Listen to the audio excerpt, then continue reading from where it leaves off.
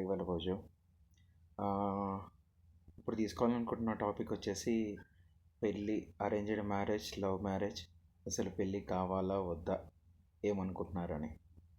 News పేపర్లలో చూసింది కానీ, లాయర్లు ఇంటర్వ్యూలో చెప్తున్న విషయం కానీ, డాక్టర్లు ఇంటర్వ్యూలో చెప్తున్న విషయం కానీ, లేదు వాళ్ళు పెట్టే సెల్ఫ్ వీడియోలు కానీ, తర్వాత బయట జరిగే పెళ్ళిళ్ళ విషయంలో కానీ, పెళ్ళి ఎప్పుడైతే అంటే తప్పనిసరి మగాడు సంపాదిస్తేనే పెళ్ళి అవుతుంది అనేది నేను డిగ్రీ చదువుతున్నప్పటి నుంచి మా లెక్చరర్ చెప్పేవాడు. 2002 టైము. 2002 అంటే 2026 24 ఇయర్స్ అయింది.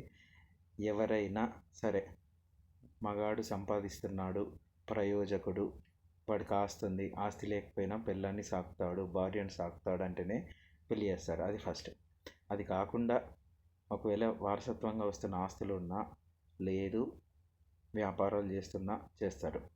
ఇప్పుడున్న పరిస్థితుల్లో చేస్తున్న దాంట్లో అమ్మ నాన్నలు చూసిన అరేంజ్డ్ మ్యారేజెస్ అయినా, అబ్బాయి అమ్మాయి ఇష్టపడి పెళ్ళి చేసుకుందాం అనుకొని అమ్మ నాన్నలను ఒప్పించి చేసుకున్నదైనా, వాళ్ళిద్దరూ అరేంజ్డ్ మ్యారేజ్ చేసుకున్న, లవ్ మ్యారేజ్ చేసుకొని వాళ్ళిద్దరూ సఖ్యతగా ఉండి అన్యోన్యంగా భార్యాభర్తలు ఎట్లుండాలో అట్లా ఉంటే పర్వాలేదు. కానీ సిచ్యుయేషన్ ఎలా అయిపోయింది అని అంటే, అందరిది అని కాదు, కొందరిది మాత్రమే. ఆ కొందరిలో ఎవరుంటారు ఏంటి అనేది ఎవరు జడ్జి చేయలేని విషయం. లాయర్ చెప్పే విషయంలో చూసుకున్నా, డాక్టర్లు చెప్పే విషయంలో సేమ్ టు సేమ్ చెప్తున్నా. లాయర్ చెప్పే విషయం ఏంటి అని అంటే, హార్డ్లీ పెళ్ళైన ఎక్కువ వరకు కేసులు డైవర్స్ కేసులు అవుతున్నాయి. ఒకటి అయితే ఆ డైవర్స్ కేసుల్లో పెళ్ళైన 3 నెలల నుంచి 6 నెలల లోపు. లాయర్ చెప్పేది ఏంటి అని అంటే, అమ్మాయి కానీ అబ్బాయి కానీ పెళ్ళి ముందు ఇద్దరు 2 సైడ్లు అమ్మ నాన్న కుటుంబాలు కానీ, అమ్మాయి కానీ అబ్బాయి కానీ వాళ్ళు చాలా విషయాలు దాపెట్టేస్తున్నారు. ఆ దాపెట్టేయడంతో పెళ్ళైతే అయిపోతుంది, పెళ్ళైన కొద్ది రోజులకు మాత్రమే చూసుకుంటున్నారు అనేది ఒకటి అయితే, రెండో సైడ్ అమ్మాయిలు చెప్తున్న విషయం ఏంటి అని అంటే, ఎంగేజ్మెంట్ నుంచి పెళ్ళి వరకు, అది లవ్ మ్యారేజ్ అంటే ఒక రకంగా ఉంటుంది, అరేంజ్ మ్యారేజ్ అంటే ఇంకో రకం. అరేంజ్ మ్యారేజ్లో ఎంగేజ్మెంట్ నుంచి పెళ్ళి వరకు అబ్బాయి వచ్చేసి ఎప్పుడైనా కలిస్తే మూవీస్కి వెళ్ళినా, బయట షాపింగ్కి వెళ్ళినా, కాఫీ షాపులలో కలిసినా అబ్బాయి అమ్మాయి గురించి తెలుసుకోవాలని ప్రయత్నం చేస్తాడు. ఒకటి అయితే అమ్మాయి ఎంగేజ్మెంట్ అయినప్పటి నుంచి పెళ్ళి రోజులు దగ్గర పడే వరకు షాపింగ్ ఏం చేయాలి, ఎలా సెలబ్రేట్ చేసుకోవాలి అని ఆలోచిస్తుంది తప్ప అబ్బాయి గురించి తెలుసుకోవాలనే విషయం ఆలోచించట్లేదు ఎక్కువ మంది అమ్మాయిలు అని అమ్మాయిలే చెప్తున్నారు. ఇదొక విషయం అయితే, అమ్మాయి కానీ అబ్బాయి కానీ అరేంజ్డ్ మ్యారేజ్ అయినా లవ్ మ్యారేజ్ అయినా అసలు పెళ్ళి మీకు అవసరమా? ఇది ఫస్ట్. ఇది ఆలోచించుకోండి. దాని తర్వాత ఒకరి గురించి ఎవరికి ఎంతవరకు తెలుసు? పెళ్ళైన తర్వాత ఒకే ఇంట్లో ఉంటారు.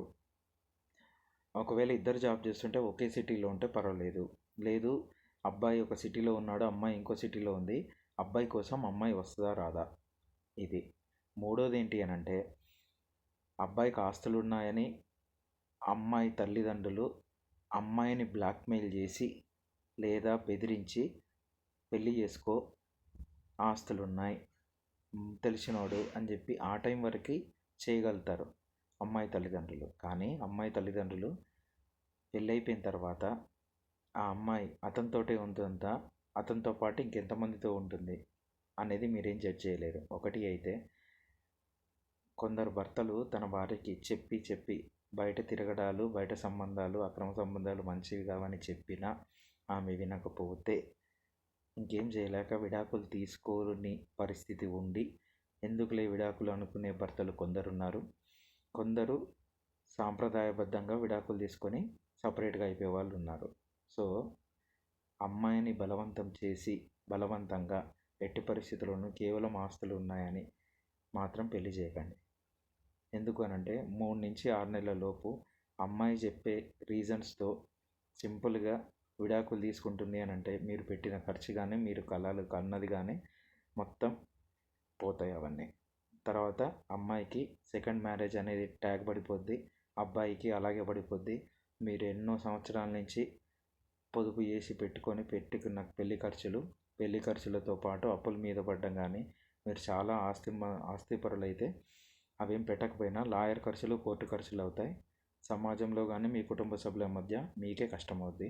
ఆలోచించి చూసుకోండి. Thank you.